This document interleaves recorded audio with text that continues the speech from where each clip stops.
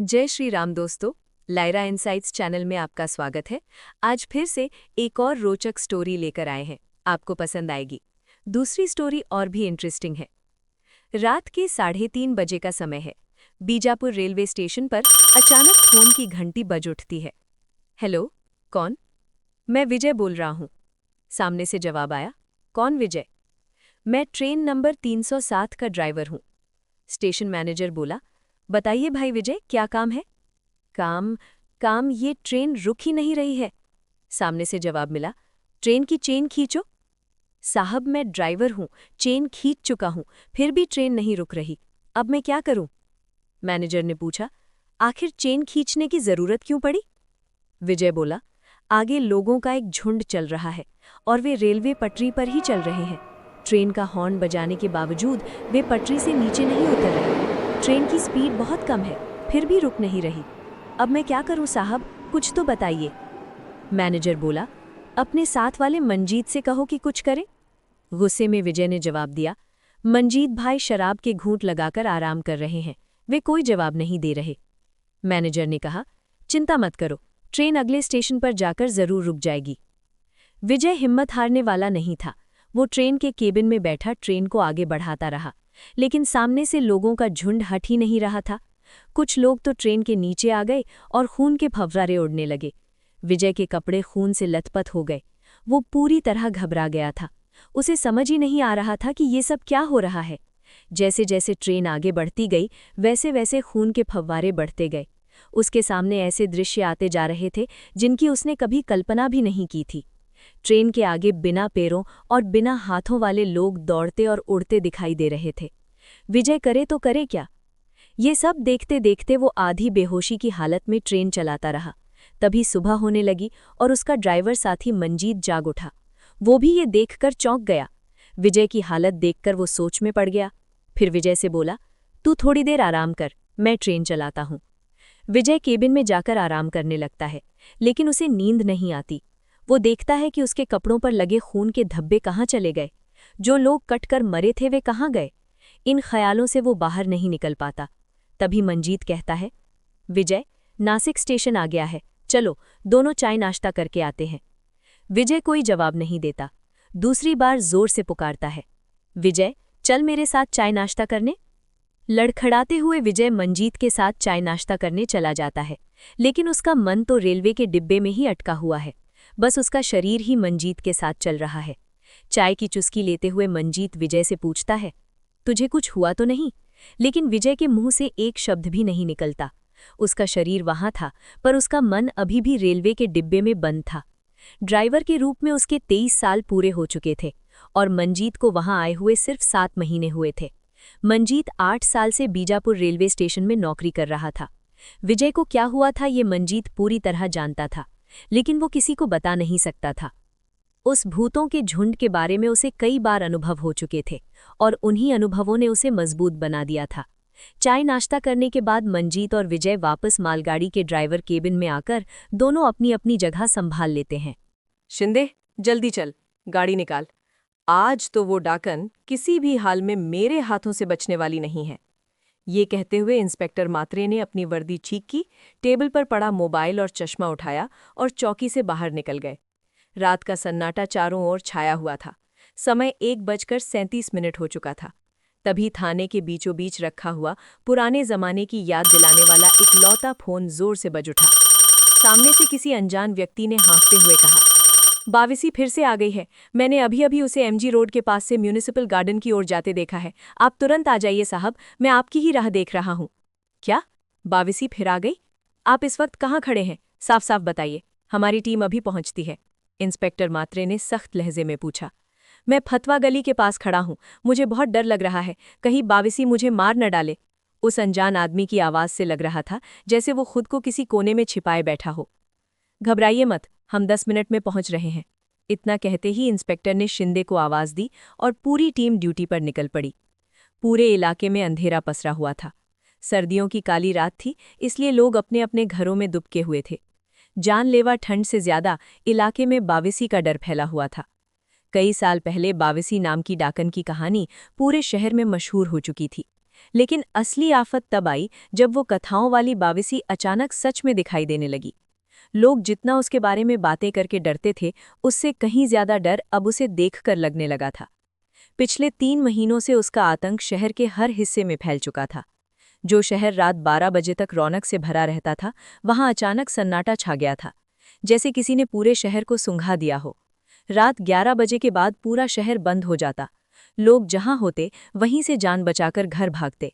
यहां तक कि बदमाश भी अपने ठिकाने ढूंढ लेते। बाविसी की चर्चाएं आसपास के इलाकों तक फैल चुकी थीं। इसका असर शहर के नाम, व्यापार और विकास पर भी पड़ने लगा था। पुलिस और जासूसी एजेंसियां पूरी कोशिश कर रही थीं, लेकिन बाविसी आज तक किसी भी सीसीटीवी कैमरे में कैद नहीं हो पाई थी। जिन लोगों ने बाविसी को देखा था, वे इतने डर जाते थे कि उनकी मानसिक हालत बिगड़ जाती थी। पूछताछ के दौरान ही उन्हें चक्कर आ जाते या वे बेहोश हो जाते। डॉक्टरों की जांच में सब कुछ सामान्य निकलता। कोई नहीं समझ पा रहा था कि शहर में आखिर हो क्या रहा है। 3 महीने की लगातार मेहनत के बाद कुछ दिन पहले राहत मिली थी। एक तांत्रिक भैरव सिंह ने अमावस्या की रात बाविसी को वश में कर लिया था।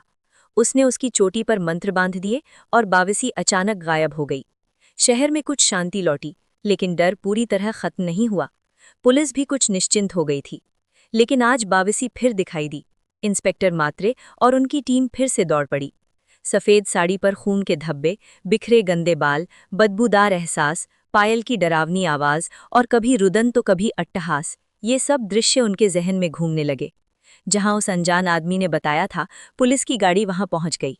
सायरन बंद कर दिया गया ताकि बाविसी भाग न सके।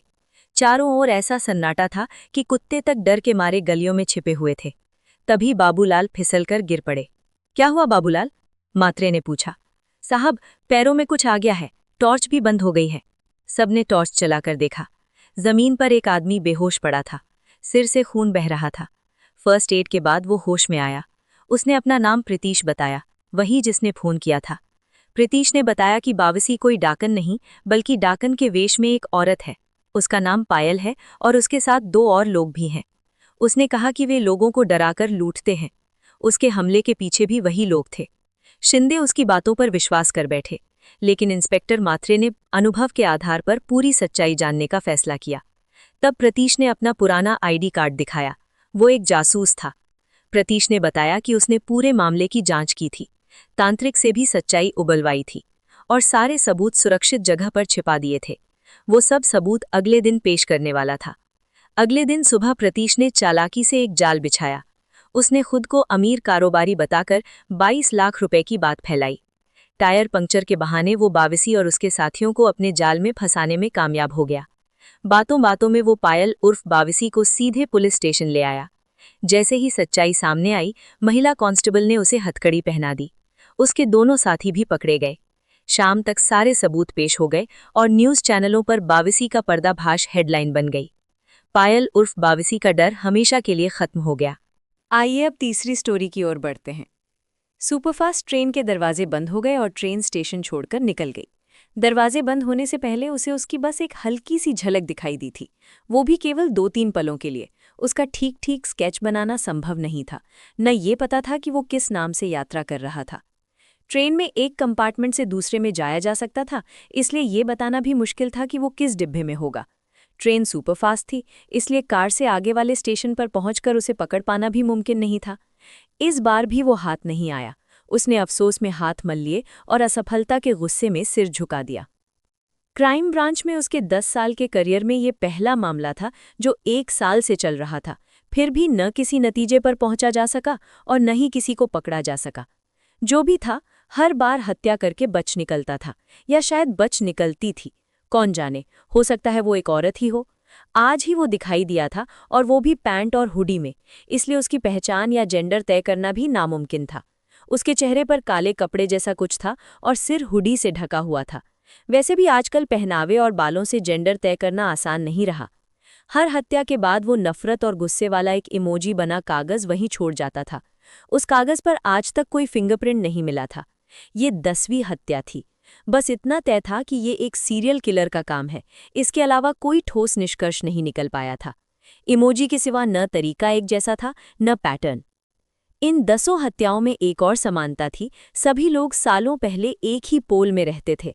समय के साथ ज्यादातर लोगों ने अपने घर बेचकर अलग अलग सोसाइटियों में बड़े घर ले लिए थे। अब सब अलग अलग जगहों पर रहते थे। हाल ही में उस पोल के सभी मकान तोड़कर वहां एक बड़ा शॉपिंग सेंटर बनने वाला था। न उनकी पढ़ाई एक जैसी थी, न काम धंधा। ये समझना मुश्किल था कि वो अपने शिकार कैसे चुनता है। क्या उस पोल में कुछ हुआ था? क्या हुआ था? कब? कैसे? कोई कड़ी नहीं मिल रही थी। अब तक 3 अधिकारी बदले जा चुके थे, वो चौथी नियुक्त हुई थी। सब मिलकर भी जड़ तक नहीं पहुंच पाए थे। किसी की मौत कार एक्सीडेंट में हुई, कोई रेलवे ट्रैक पार करते हुए ट्रेन की चपेट में आया, कोई पेंट हाउस पार्टी के दौरान चौथी मंजिल से गिरा, कोई बाथरूम में फिसल कर मरा, तो कोई बारिश में सड़क के गड्ढे में स्कूटर समेत गिरकर। मौत चाहे जैसी भी हुई हो, हर शव के पास या शरीर से चिपका वही इमोजी वाला कागज जरूर मिलता। बंद घर हो या 100 लोगों की पार्टी, नीचे ड्राइवर और सिक्योरिटी स्टाफ मौजूद हों, ऐसी जगहों पर भी किसी ने उस व्यक्ति को नहीं देखा। अस्पताल हो, सड़क हो या भीड़भाड़ वाली ऑफिस, किसी ने आज तक उसे देखा नहीं था। पहेली और उलझती जा रही थी। आज एक आदमी ट्रेन के स्टेशन के प्लेटफॉर्म से धक्का लगने पर नीचे गिर गया। वो उठ पाता उससे पहले ही एक ट्रेन पूरी रफ्तार से गुजर गई। उसके शरीर के टुकड़े टुकड़े हो गए। वो सुपरफास्ट ट्रेन थी जो इस स्टेशन पर रुकती नहीं थी। 2-3 सेकंड में सब हो गया। देखने में ये हादसा था, लेकिन जांच के दौरान उसके कटे हुए हाथ के एक टुकड़े पर वही इमोजी वाला कागज मिला। किसने, कब, कैसे वो कागज चिपकाया, कोई नहीं समझ पाया। इसलिए पुलिस ने उसे फोन किया। वो अपनी टीम के साथ पहुंची, लेकिन घटना को 2 घंटे हो चुके थे। वो कोई वहीं बैठा रहने वाला नहीं था, स्वाभाविक था। जांच के दौरान उसे भीतर से महसूस हो रहा था कि कोई उसे एकटक देख रहा है। उसने चारों ओर नजर दौड़ाई पर कोई संदिग्ध नहीं दिखा।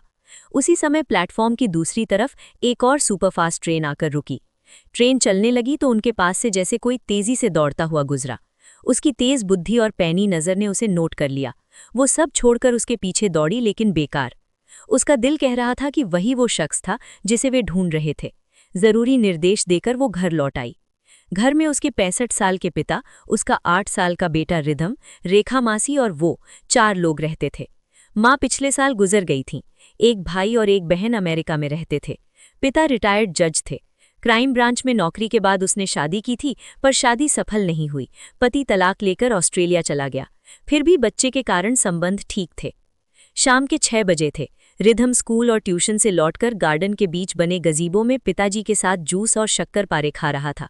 वो बिना कपड़े बदले वहीं बैठ गई। रेखा मासी उसके लिए भी चाय ले आईं। रेखा मासी उसकी माँ की दूर की चचेरी बहन थी। शादी के कुछ महीनों बाद ही पति ने उन्हें छोड़ दिया। मायके वालों ने भी साथ नहीं रखा। तब माँ ने उन्हें अपने साथ बुला लिया। तब से वे परिवार का हिस्सा बन गई। बच्चों ने उन्हें सगी मासी जैसा सम्मान दिया, पिता ने सगी बहन जैसा। उसी प्रेम और एहसान को चुकाते हुए रेखा मासी ने घर और बच्चों की पूरी जिम्मेदारी संभाल ली। कभी कभी बच्चों को ज्यादा लाड देने पर माँ से उनकी नोकझोंक हो जाती, मगर बात हंसी में टल जाती। माँ के कैंसर के समय मासी की सेवा देखकर लगता था जैसे उन्होंने जीवन का ऋण उतार दिया हो। रोज की तरह सब बातें करने बैठे। वो आमतौर पर केस की बातें नहीं करती थी, लेकिन आज ज्यादा थकी और हताश थी, इसलिए घटना सुना दी। फिर वो कमरे में गई और सारे बिंदुओं पर फिर से सोचना शुरू किया। स्टिकी नोट्स बनाकर बोर्ड पर चिपकाए। देर रात तक काम करते करते कुर्सी पर ही उसे नींद आ गई। अलार्म की तेज आवाज से वो चौंक कर उठी। रिधम को स्कूल जाना था। उठते ही चक्कर आया और वो गिर पड़ी। सब दौड़ कर आए, उसे बिस्तर पर बैठाया। मासी ने कॉफी बनाई। उन्होंने समझाया कि इतना तनाव ठीक नहीं। शब्द और मन के शोर आपस में घुलने लगे। कॉफी पीकर वो गार्डन में पिता के साथ बैठी। टीवी पर न्यूज़ चल रही थी। तभी उसे टीवी पर एक लड़का दिखा। आवाज पतली थी, शायद 15 साल का। हुडी पहने, चेहरा ढका। वो उसी शॉपिंग सेंटर वाली जगह पर खुदाई की बात कर रहा था। चैनल बदलते ही वो गायब हो गया। किसी चैनल पर उसका जिक्र नहीं था। उसे लगा वो नियंत्रण खो रही है। किसी को बताए बिना वो टीम लेकर उसी पोल पहुंची। सब मकान ढह चुके थे। खुदाई चल रही थी। 1 घंटे बाद भी कुछ नहीं मिला। तभी एक मजदूर दौड़ता आया।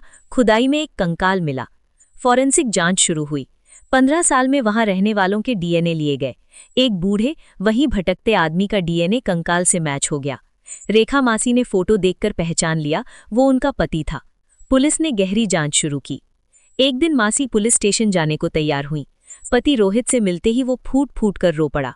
उसने जो बताया वो दिल दहला देने वाला था। रोहित ने देविका नाम की औरत के साथ रहना शुरू किया था। उनका बेटा संपत था, समझदार और होनहार। उत्तरायण के दिन शराब के नशे में रोहित और उसके साथी थे। संपत उसे बुलाने गया।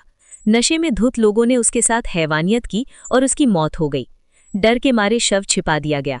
देविका ने सब देखा, सदमे में पागल हो गई और बाद में हादसे में मर गई। रोहित अपराध बोध में टूट गया, भटकता रहा। जिन लोगों ने ये कुकर्म किए थे वे सभी बाद में मारे गए। यही वे हत्याएं थीं। कारण समझ आया, लेकिन कातिल कौन था ये रहस्य बना रहा। समय के साथ केस बंद हो गया। उसके मन में सवाल रह गया कि ट्रेन में वो कौन था और टीवी पर हुडी वाला लड़का, क्या ये उसका सिक्स्थ सेंस था या कुछ और।